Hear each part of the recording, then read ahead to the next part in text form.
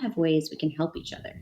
And the more people you can help and you offer suggestions, ideas, introductions, the more people you help that to, the more your value in Nexus goes up on our leaderboard in our minds. Welcome to the Smarter Not Harder podcast, your home for 1 cent solutions to $64,000 questions. I'm your host today. This is Dr. Scott Sherr. It's nice to be with you all on the podcast. Today, we have a good friend of mine. Her name is Rachel Gerrol, and Rachel has an amazing background, and she is the CEO and co-founder of a company organization called Nexus. Here's a little bit about Rachel. There's a lot to say, but here's a little bit. She's the co-founder and CEO of Nexus, widely recognized for her work on millennial philanthropy and community building, and has been featured in the New York Times, Financial Times, The Atlantic, Forbes, Vanity Fair, and many more organizations. She helped organize the White House Conference on Next-Gen Philanthropy and Impact Investing for the Obama administration, and worked closely with Vice President Biden to develop the It's On Us campaign to address sexual assault on campus, which she continues to be an advisor for today. She's received multiple awards. She's been named the top 99 foreign policy leaders under 33. She is the co-chair of multiple organizations. She was the co-chair of the G8 Young Summit in 2013. She spent 8 years as special assistant to the ambassador Nancy Rubin, U.S. representative to the UN Human Rights Commission, and was director of Young Adult Initiatives for the Schusterman Foundation. She also has testified before the Israeli Knesset. She's on the board of directors for the Birthright Israel Foundation. She's served as a judge for Bloomberg's Genesis Generation Challenge. She's alumni of the National Young Leadership Cabinet of Jewish Federations of North America and of the Wexner Heritage Fellowship. She's also a term member of the Council of Foreign Relations. Rachel is very well spoken. She is an amazing lady. We had a great conversation here about everything, starting from her early days as the son of teachers, but also of people very involved in missionary work and the work that they were doing around the world.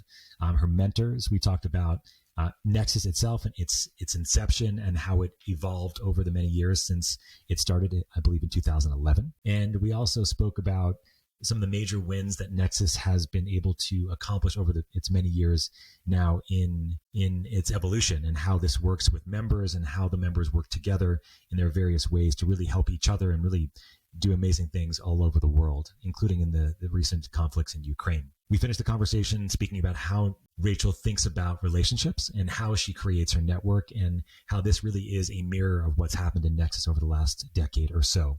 We speak about some future goals and plans that she has and how things are changing at Nexus. And then we end the podcast talking about her 3 ways that you can make your life smarter, not harder, which are really amazing. And I hope you guys really enjoyed this podcast. It was really fun to record with Rachel. Please like and subscribe below. And this podcast is also brought to you by Smarter, Not Harder, the makers of the Transcriptions brand, as well as Health Optimization Medicine and Practice, a nonprofit organization. Enjoy the show.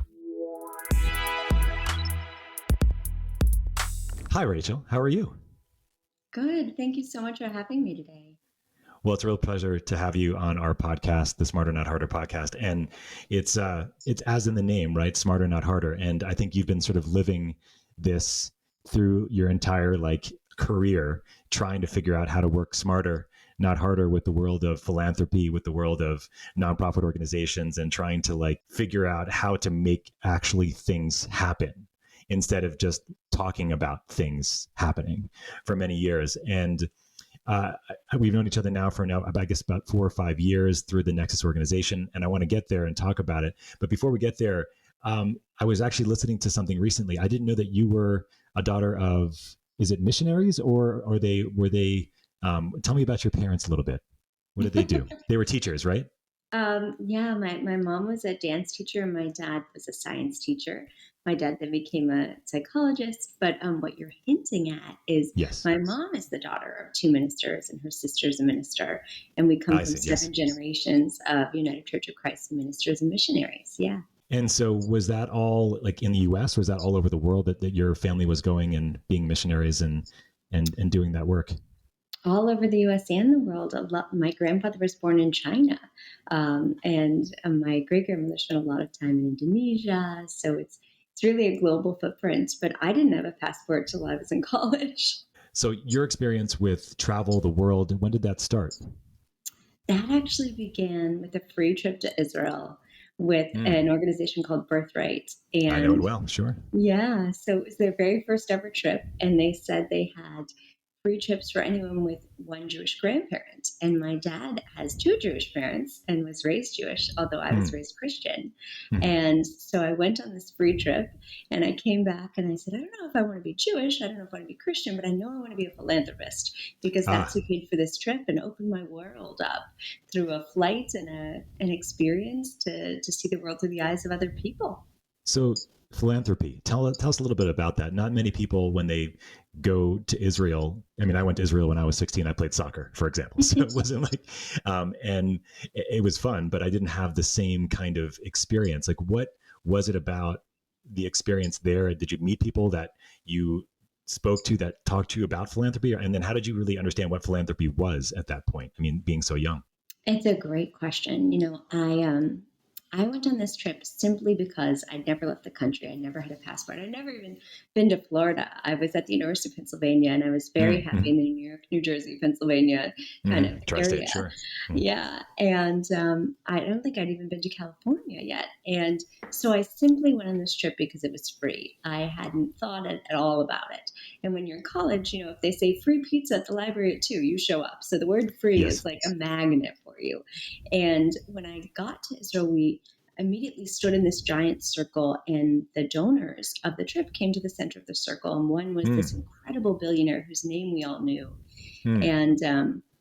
And I realized in this moment that this trip wasn't free. That Mm. that these great philanthropists had spent almost a decade raising money to send us to explore a different culture in a different country and a land that is sacred to Muslims, Jews, Christians, so many people, to make it not something that you hear about in the news, but a place you feel a connection to that's unique and personal.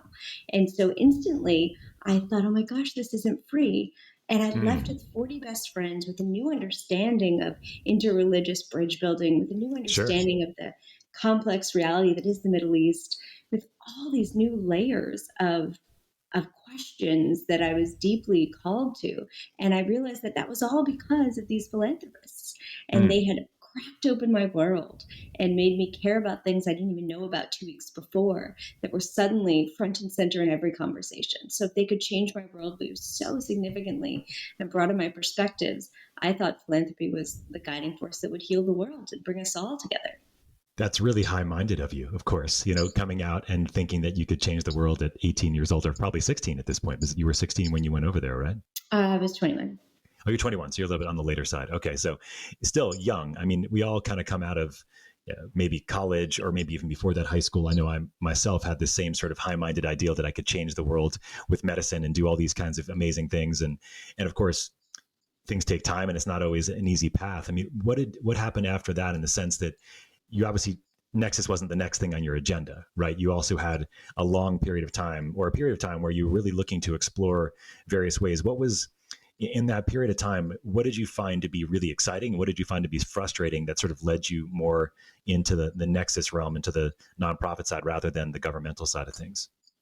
Well, I graduated and went to Washington, D.C. to work for an incredible now mentor of mine, Ambassador Nancy Rubin, who was the Mm. former U.S. Ambassador to the UN for Human Rights. Mm-hmm. And I started working by her side, learning everything about how using your individual power to create networks to create change, and using the power of your voice and storytelling and op-eds and nonprofit boards and making sure that you can tip the scales on the things that matter to you by inspiring other people.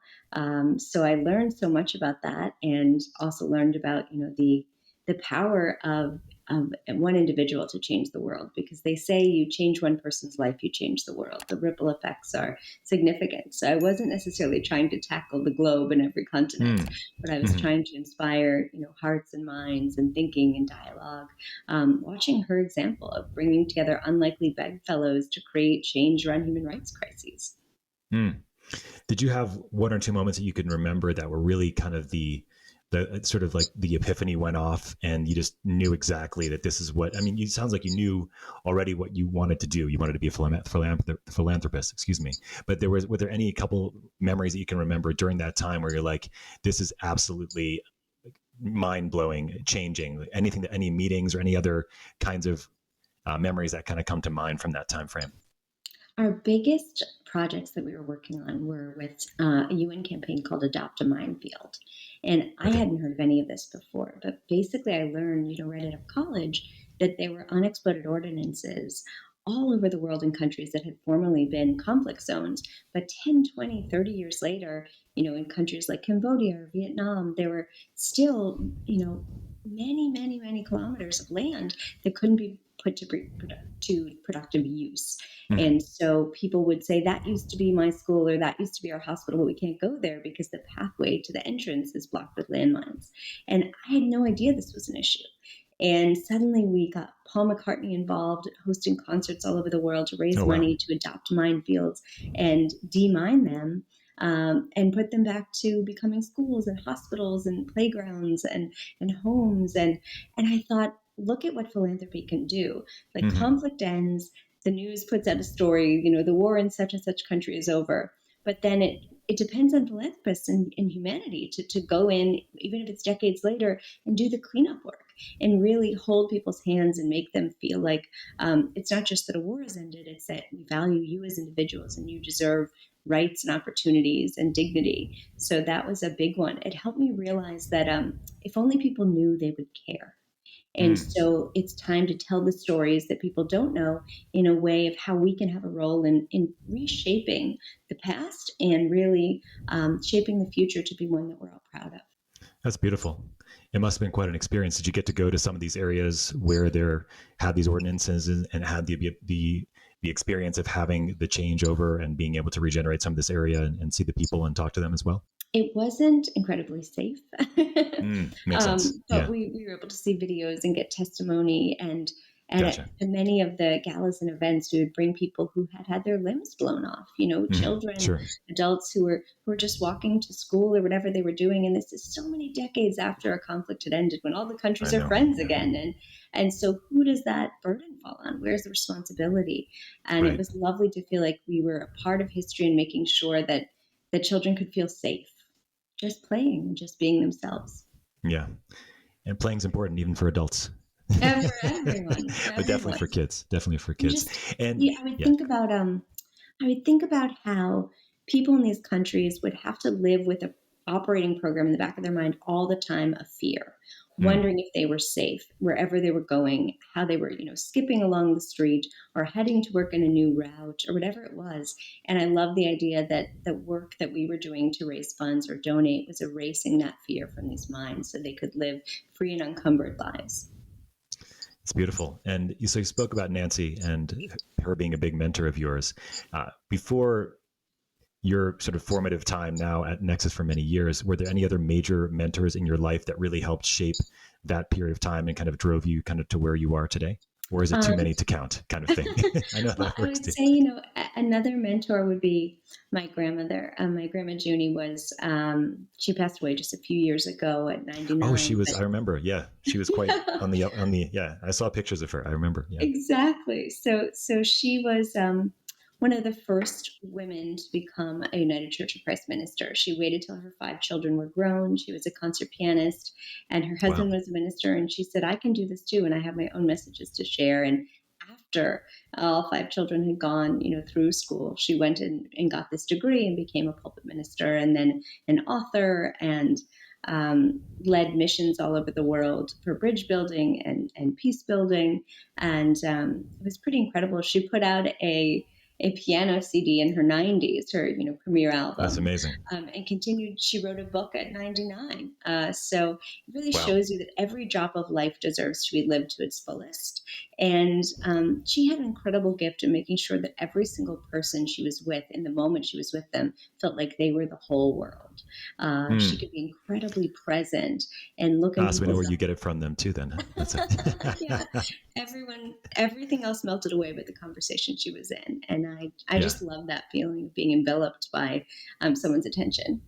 It's a beautiful life she lived, my goodness, to 99 and being a composer in her 90s. That's amazing. And yeah, certainly the ability to focus on someone and have that individual conversation despite all the craziness that might be going on is a superpower, and probably one of yours as well, Rachel, and one you've inherited from her. um, so you were talking about bridge building and talking about sort of your shift over to the Nexus organization.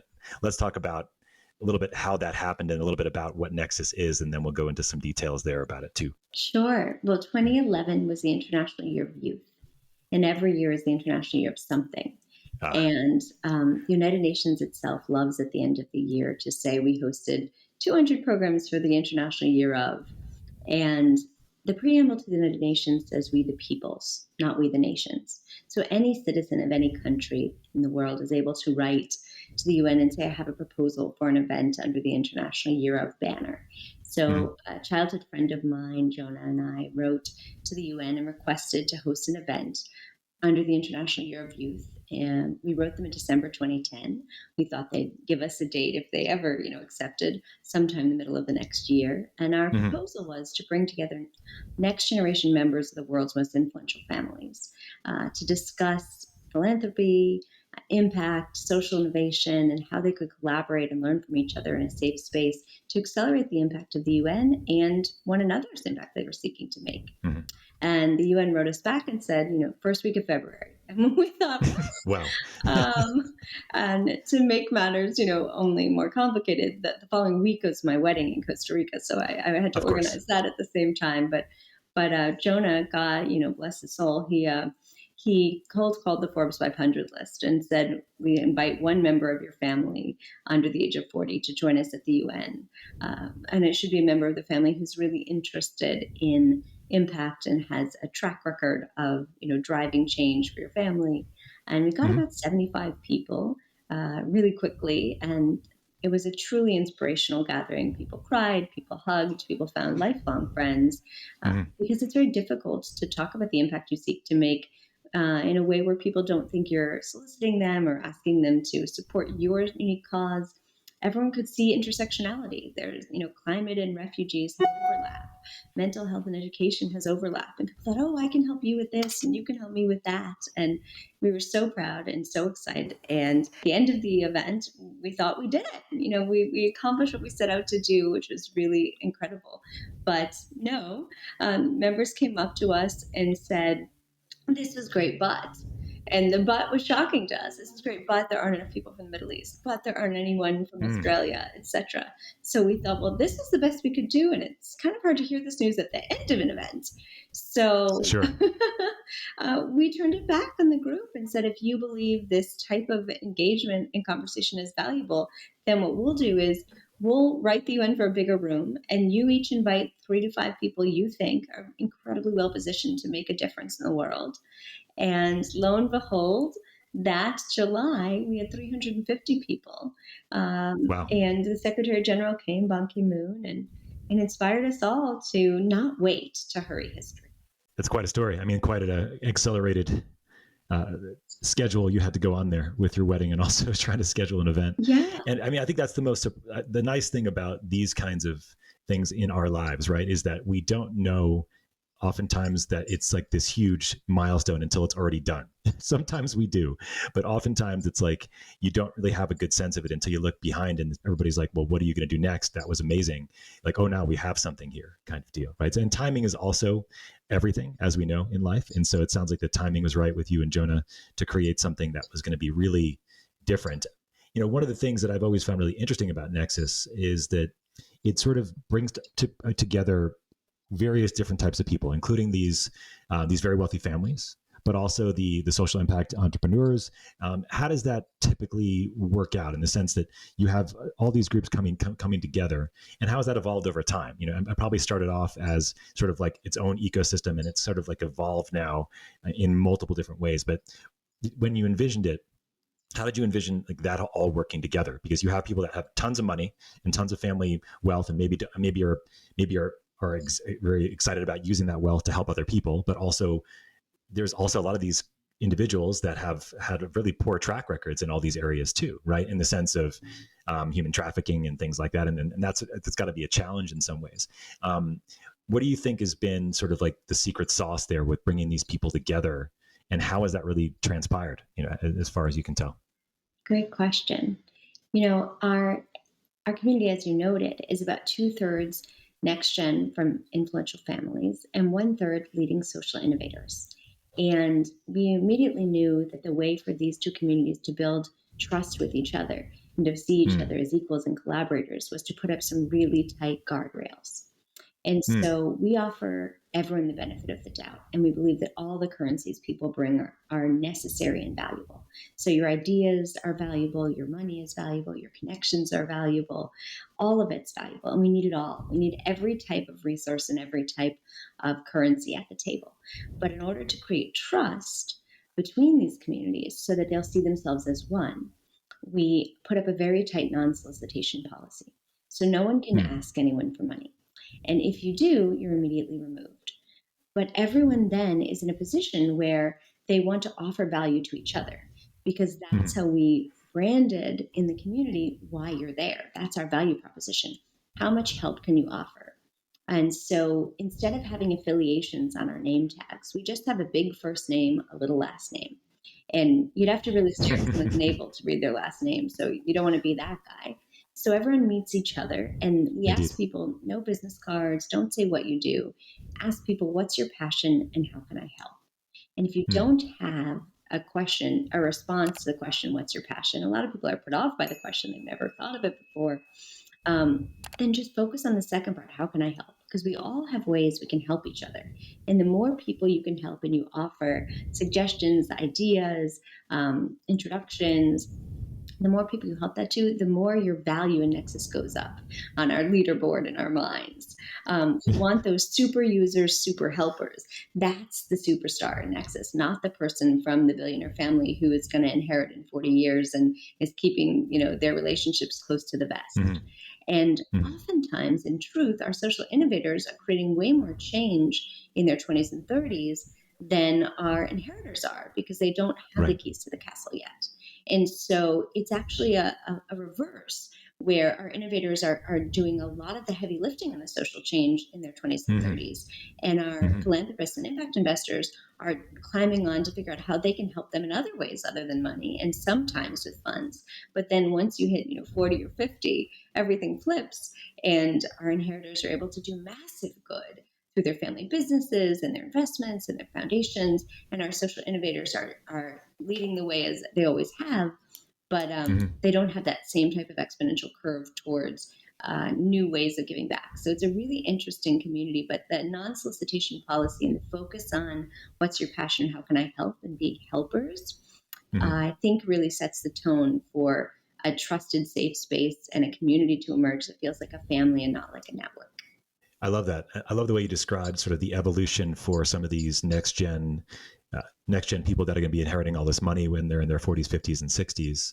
And I guess that you've seen this over the time because you've now been with Nexus has been around for over 10 or 12 years now. So you've probably seen this experience where some people were the social impact people that were doing all the hard work and all the heavy lifting, and you had the impact people that wanted to help but they really couldn't, but they wanted to try. And then now they're 10 or 20 10 years older, 12 years older, and now have you seen that evolution where now people are actually able to start seeing that shift? Are you seeing that shift in people that have been through Nexus and now are on the other side of that, where they are actually the leaders of these families, and how that's actually impacted in various ways?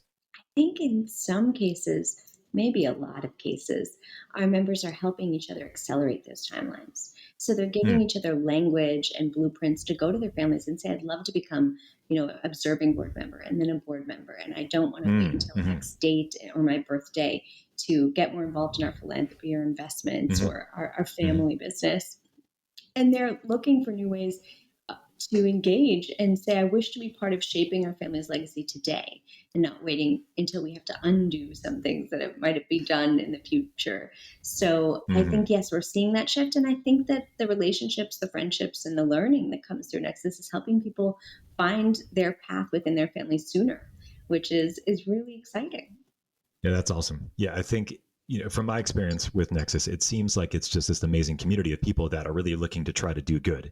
And it's people that are really amazing. I remember meeting this Australian Simon who he has this company, Who Gives a Crap, which is one of those companies that does toilet paper for people around the world and makes toilets. And I was just like, this is such an easy idea. And it's amazing that he could be here and like be in this sort of this ecosystem where he can get help from any other country in the world because Nexus is everywhere. And that's one question. As far as members now of Nexus, how many members do you guys have? How many countries are you in? And I know that you kind of talk about the sort of the assets of the people that are within Nexus. If that's okay to just mention, just the scale of what's possible, I think is what I'm driving at. Sure. Well, right now we have 6,000 members with representation in 70 countries.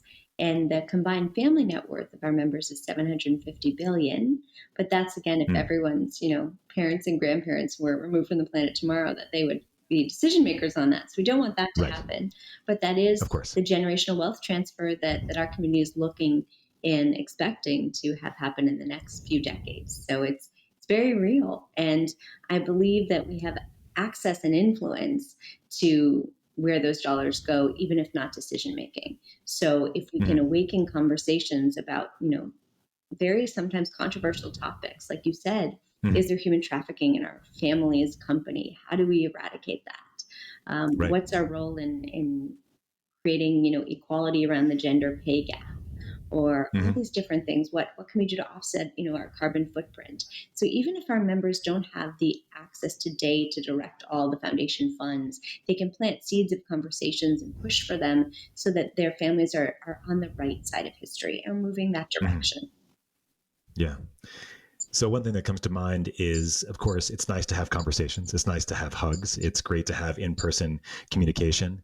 But are there some real world examples of what's happened with Nexus members working together to create something awesome? If you have like a top 3 or a top 2 that you can think of that would just give us a real world sense of what's possible. Sure. The most recent that comes to mind is with the crisis in Ukraine. And, we had a Nexus member whose family was trapped. And she reached out and said, they're in a remote place. They can't get to where these, big NGO buses are picking people up and helping them escape. And can you all help? And our members sprang into action, sent motorcycles to find them, and then, put them on private transport, got them out and then resettled. And once they did that with one family, the members realized, why can't we do this at scale? And started hiring buses. We had 2 members on the ground, checking lists of other members who had given them names of people and addresses. We did many, many buses, and each bus was about 40 people. We then sent, specifically motorcycles and cars and vans to find the people who were left behind. That's what really captures my heart. All the big NGOs did an incredible job with the massive, large-scale efforts. But we specifically, our members went to find Holocaust survivors, went to find the elderly, went to find new mothers with babies, went to find handicapped people, people who were too ill to get in mass transport operations or couldn't make it at a certain time or a certain day to a certain street corner. And they helped all the people left behind who would just have fallen through the cracks of the way large-scale NGOs have to operate. And we partnered to get them, over the borders and into refugee placements. And it was just beautiful to watch our members from across the world, few who had any connection to Ukraine, stand up for the voiceless. And that really was incredibly moving over the past year. When we look at historically, our members have done an incredible job in natural disasters as well. There was a hurricane in the Bahamas in 2019 over Labor Day. I remember, yes. And our members were able to really support Grand Bahama Island, which was under 20 feet of standing water. And they sent helicopters to pluck people off rooftops. They sent small private planes to bring over aid workers. They sent an armada of 55 yachts with generators, medical supplies, water, and food to one boat slip. And those 55 yachts just stayed all day delivering aid. And many of us went to then volunteer with World Central Kitchen, make meals, deliver clean water. And this was a tiny island no one could put their finger on a map. But when your Nexus friends shine that light like a bat signal and say, help, we can do this, everybody feels that pull inside themselves. This is my brother who needs help.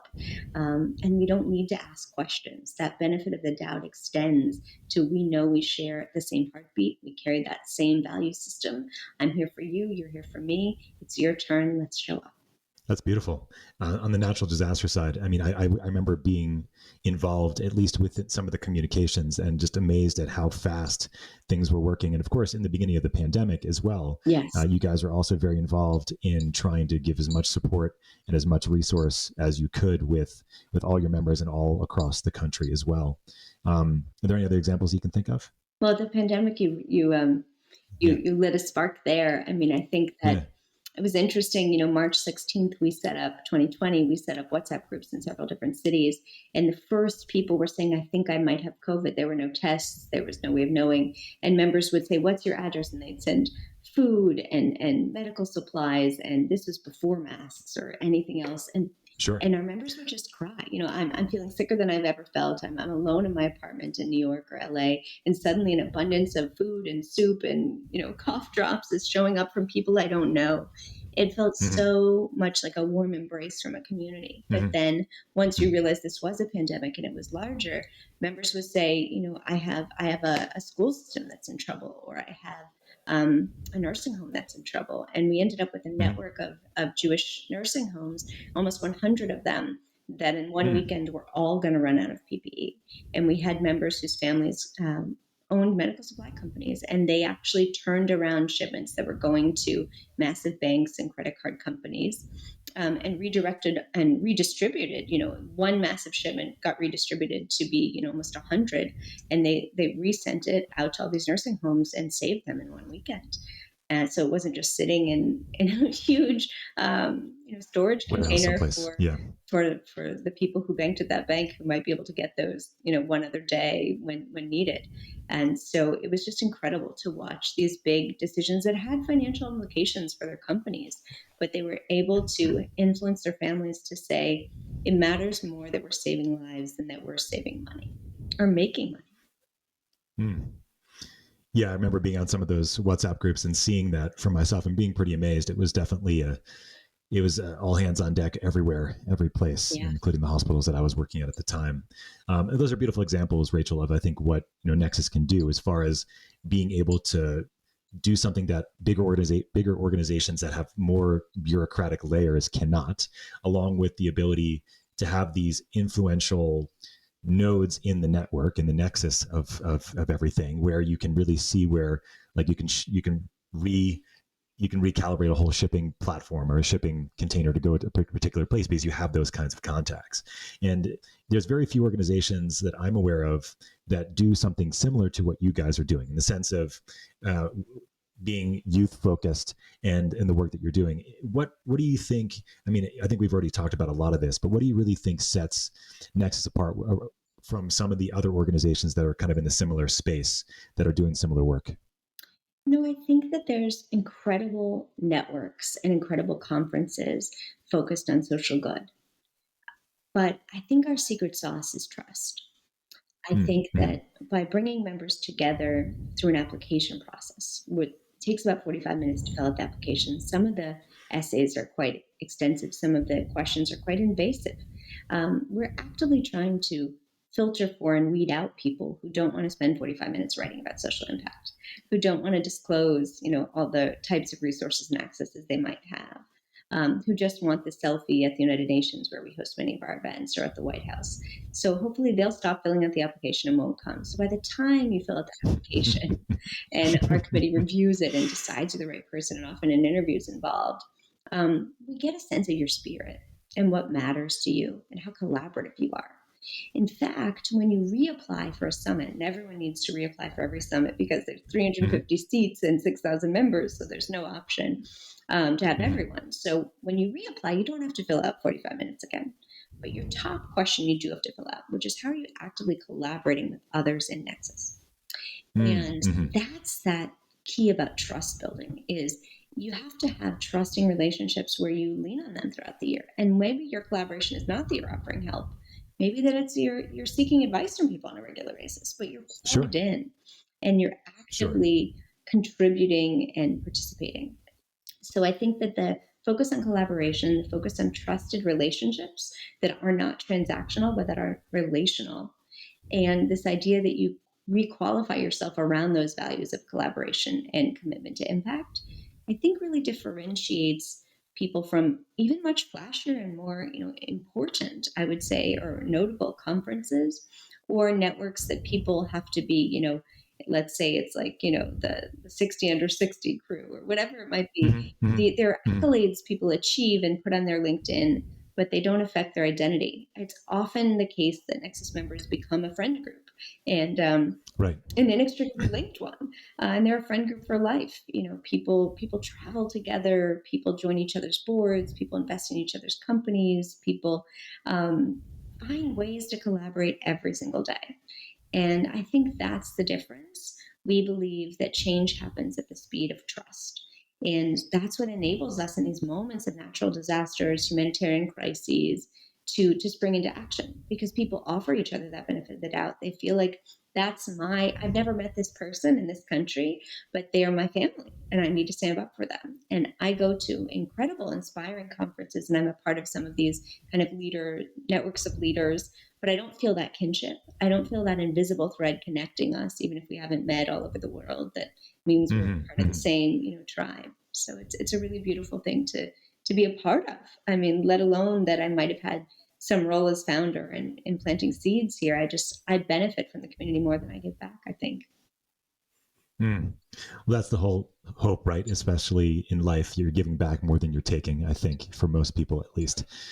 I think you made a really good point there that makes it significantly different from a lot of the other organizations that I'm aware of, at least, which is the activity of people, that people have to be actively involved on a regular basis to maintain their relationships and maintain their status in Nexus, right? It's not just you can just say that you're a Nexus and that's it, as a lot of these other organizations tend to be able to allow, let's say, because maybe they're larger, they don't have as much of a sort of intimate impact. So I think it's really important that you've made that point, right? And I think what I'd like to finish up with is a couple of questions that are kind of a little more high level, in the sense of, like you said, that you're the founder of this organization, but you get more from it than you think that you actually put in, which most people would probably disagree in. But people that know you and know as far as how much you put in there and how much you're doing on a daily basis and a regular basis to make the organization work. I know before the pandemic, you probably weren't in one country for more than 2 weeks at a time, but I think you're more stable these days in several Not locations, lately, at but I hope least. so. Okay, you're back to it again. Aspirational, It's yeah. it's aspirational, yeah.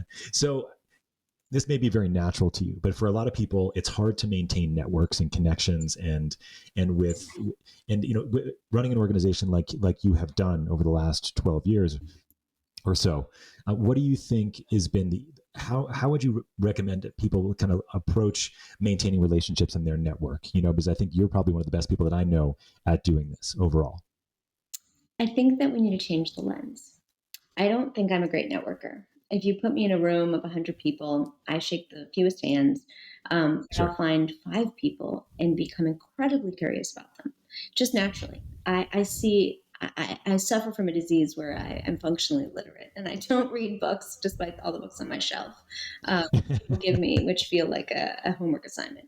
I I see. believe that people are my books. I meet someone, Sure. I want to know, just like this podcast, and you're asking me what was in the preamble, what's in chapter 3, how does that get, let's flip to the end of the story, how does that get played out as their narrative Mm-hmm. continues. So I love going deep with people. I love hearing people's full stories, not just hearing what are they up to now. And if you're pumping hands and collecting cards in a room, where do you work? What's your mission right now? What are you working on for Sure. Sure. 2023? You're going to get this really exciting, glimpse into someone, but you're not going to become friends. Not in that room.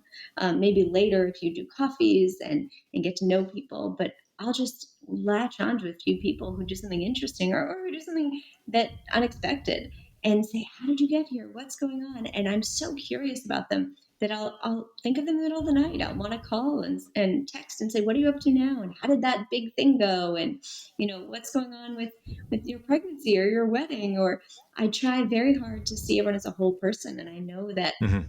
the relationships in their life are just as important to them as the work that they're doing. And so I think it's really little by little, deep relationships, deep connections, and curiosity about people is going to lead to lasting relationships. And I'm much more interested in deep, meaningful, abundant relationships than transactional ones. And I also suffer from the disease of accepting every invitation on LinkedIn. And I don't know 80% of my connections there. Good thing I'm not looking for a job because I wouldn't know how to do it. So I'll do both. Like I'll accept people. Look, if you want to be my LinkedIn contact, well, you're welcome to. It's not going to serve you, but Sure. I'm happy to accept you. I never want anyone to Sure. feel rejected and cry on their pillow. But I would give the advice to anyone seeking to grow their network to re-ask the question, why? Why do they wish to grow their network? Because Exactly.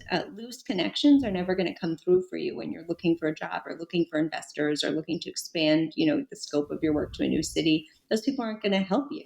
But if you have 10 meaningful relationships that might not even be connected to the city you want to scale to or the industry you want to move into, but you can say to those 10 people, here are my dreams, here are my goals. Is there any way you could think of to make an introduction for me or give me, an idea of something we could do together? Those people who trust you and love you and have been following you will find ways to show up and will say, let me think about my Rolodex and what I can do. Let me think Exactly. what my calendar is free for. So I think less is more as long as less is deep and meaningful.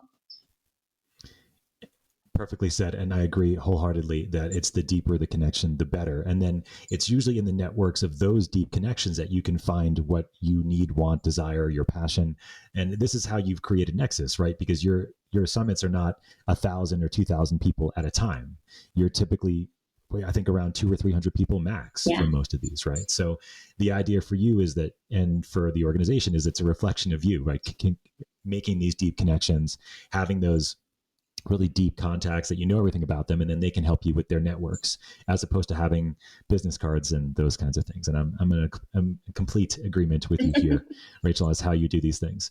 I think I'd ignore most of my LinkedIn invitations, so I'm sure you get many more than I do. But as far as going forward with the Nexus organization, personally, professionally, do you have any? And maybe you're not one of these goal oriented kinds of people, you're just kind of in the moment and like things are flowing, but I'm sure you have some ideas, like where do you think maybe Nexus is going in the next 3 to 5 years? Are there going to be any major shifts? Is there going to be major shifts in sort of how you approach life in this way, in this time frame, or do you have any major things that you're thinking about? It's really interesting. We are really reevaluating how we as an organization can make the biggest difference right now. And in this moment, we're thinking about helping individuals on their impact journey accelerate the impact they wish to make. In the past, we had a different working group structure where we'd say, here's one rallying call that we want everyone to coalesce around. And that actually was incredibly meaningful and impactful, but it also left a lot of people on the sidelines who maybe said, I care about that topic, but not that particular initiative this year. So tap me next year when you're working on something different. So we're leaning now really into meeting the moment for each member. What it is that your dream is, and how can we help you turn your dreams into plans this year?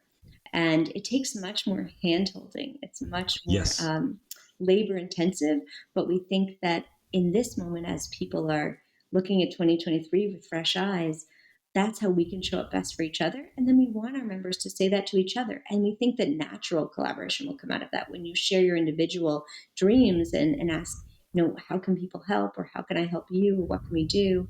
We're going to find natural collaboration that doesn't need the Nexus team to be stirring the pot, keeping the time, organizing the meetings.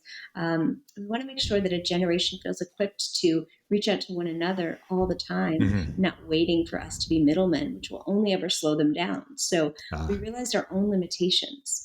And also that when we hold too tightly to a script of how things should be done, everyone accepts that, but then you're not leaving room for magic. And so we want to lean into magic, lean into serendipity, and accelerate individuals and whatever way we can to turn their dreams into plans for the world.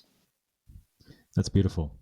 It's really, when you're looking at individual goals or passions, it's often going to be very cross spectrum of multidisciplines all at the same time. So that does require a lot of coordination on some level. But you guys have all that coordination capacity. But I love the idea that you're trying to take a step back in the sense of not being the ones that actually get in the middle or have to be in the middle to have all that work. So I think it sounds like you're already very well equipped for that, given how you connect and how people are communicating within the organization. But that's a super cool new initiative you're working on. Yeah, So do you have it's individual people that you're going to be like featuring, or how is that going to start yeah. manifesting We itself? have an accelerator, which is social impact entrepreneurs, that will be hosting brain trust around, and then we also have um, we have an event series called Affinity Hours, where people come and they join a small, breakout room on a topic that they're interested in, and there will be a facilitator to make sure that everyone there knows what everyone's up to,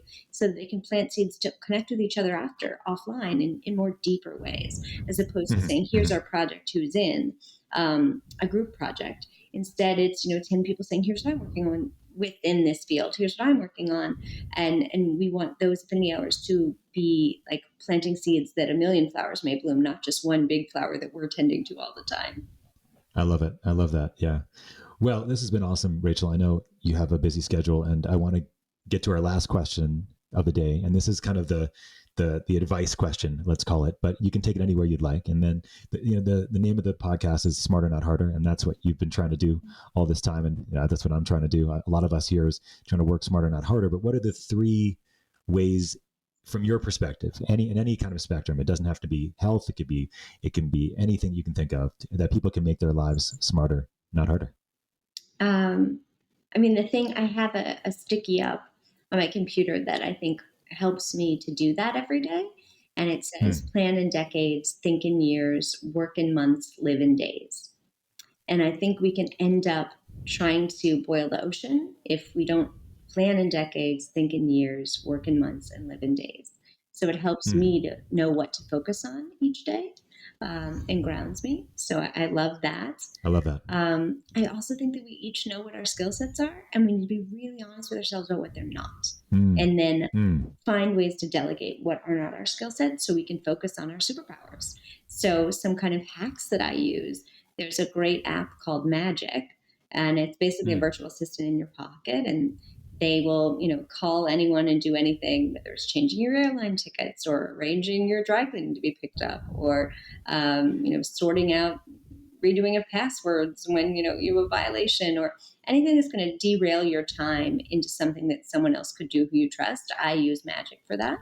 And there's a new service called Overalls that actually helps you organize all of your health bills and all of your kind of doctor appointments and medical files, and fighting with insurance and all that. And this is stuff that everyone has to do, and you think because of people you have to do it yourself, but Overalls assigns you people who you can delegate to navigate all of that. And I'm in the middle of a moment where I'm talking to lots of doctors and seeing lots of doctors, and all for positive things. We're going on an IVF journey, which is really exciting. Exciting. Yeah, it's great. But there's so much logistics and paperwork and insurance approvals and prescriptions being called in, and appointments being confirmed. And so it's amazing just to be able to know that these services exist, and I can focus on Nexus and not be derailed by working so hard on things that aren't my superpower and don't need to be. So I think those are two really big ones, Overalls and Magic. And then the quote that I shared really helps me every day.